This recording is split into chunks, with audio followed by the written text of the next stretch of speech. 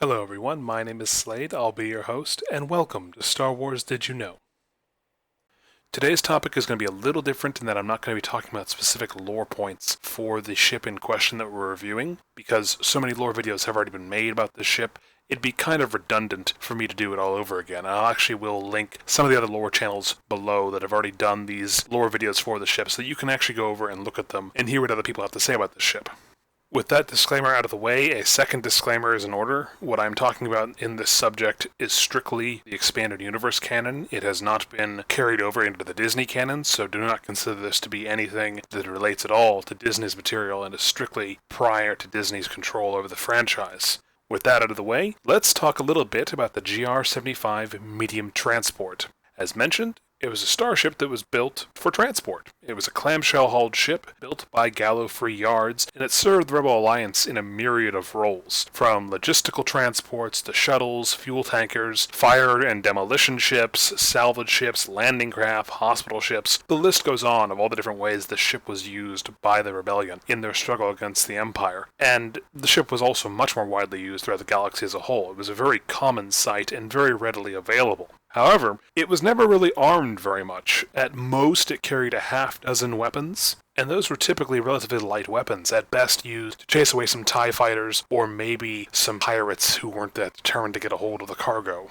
And yet, despite this lack of armament and the absolute lack of protection beyond a basic shield generator, these ships are almost universally seen in Alliance fleet groups. Almost every major battle we see with the Rebel Alliance against the Empire or any other faction, we see the GR-75 transport in play. And no one's really been able to hammer out exactly why this is. I've seen various other lore channels suggest this might be a matter of target saturation. Basically, put as many ships in space as possible so that the Empire has too many targets and perhaps chooses to aim at a ship like the GR-75 that isn't as critical as, say, a Nebulon B frigate or a Mon Calamari cruiser. There's also been the suggestion that these ships were packed full of explosives and used as demolition ships, i.e. their job was to get close to Imperial ships and either detonate or ram them and then detonate, and do as much damage to larger, more expensive Imperial ships as possible. And this is indicated by the wiki page that these ships sometimes were used as fire and demolition ships.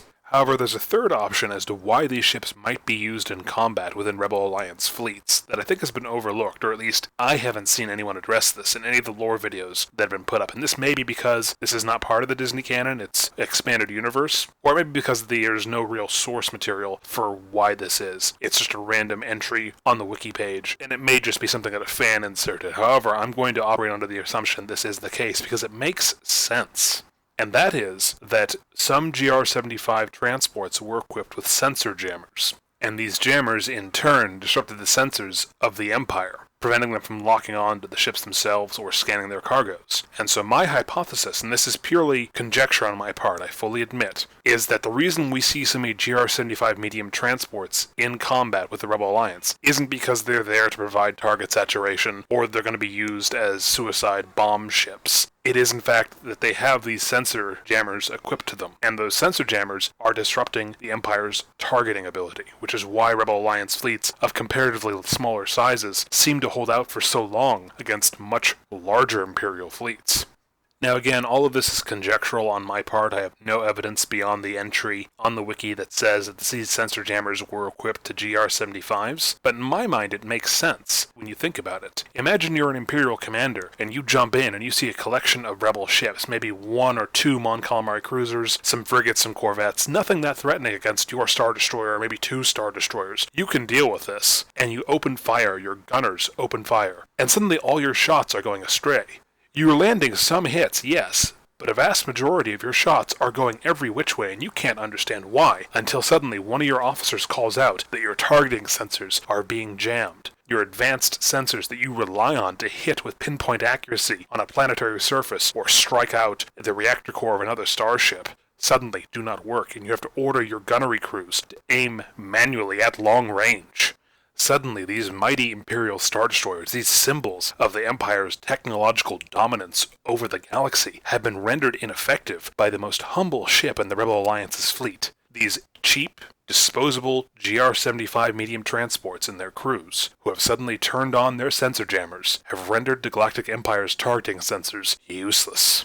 These systems that the Galactic Empire relies on for accurate turbolaser fire at long range against enemy targets or planetary surfaces suddenly are ineffective, and the Empire is forced to close and engage. Because if they don't, and they keep acting at long range, the rebels will simply shrug off the intermittent hits that happen as the Empire struggles to target manually what they would normally use long-range sensors for. And these massive, mighty war machines, these Imperial Star Destroyers, are forced to make a choice. Their captains are forced to make a choice. Do they stay at long range, as they are designed to do, and use their batteries of turbolaser fire to try and saturate the area and hopefully destroy a few rebel ships? Or do they close in to knife-fighting distance, where their gunners can manually engage the rebels and hope they're not vulnerable to whatever tricks the Rebel Alliance might have, whether it's trench runs by starfighters, or bombs strapped to the sides of these Mon Calamari cruisers, or even suicide vessels in the form of other GR-75s. Suddenly, the Empire's advantage in firepower is much less of an advantage. Suddenly, these Imperial ships, which have been dominant for so long, are forced, perhaps for the first time in the service history of these ships and their crews, to close with an enemy they're not sure if they can beat, because their sensors that they have relied on all this time are being jammed. And that is my theory about how the Rebel Alliance uses their GR-75s. And again, I reiterate, I have no evidence of this beyond a single line on the wiki page saying that the ships themselves were equipped with sensor jammers. But to me, the idea of these ships being effectively electronics warfare platforms, these innocuous-looking ships the Rebel Alliance has in hundreds within their fleet, it seems to hold up to scrutiny when you look at the way Star Wars space battles play out between the Rebel Alliance and the Galactic Empire.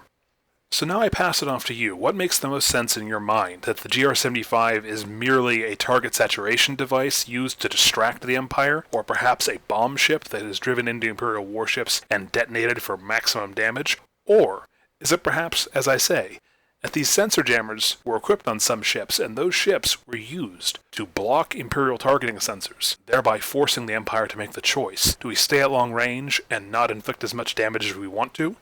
Or do we close in and possibly risk close-range attacks by Rebel Alliance starfighters, and also those aforementioned suicide ships, the other GR-75s that maybe are equipped with explosives? Does it make sense? Am I crazy? Am I perhaps diving in too deep and overanalyzing? I welcome your opinions. Let's see what you think. Alright everyone, that's the end of the video. I hope you enjoyed it. If you did, feel free to like and subscribe. There'll be more content coming. If you've got any questions or comments, by all means leave them and I'll be responding to them shortly. Until next time, this is your host Slade, and this has been Star Wars Did You Know?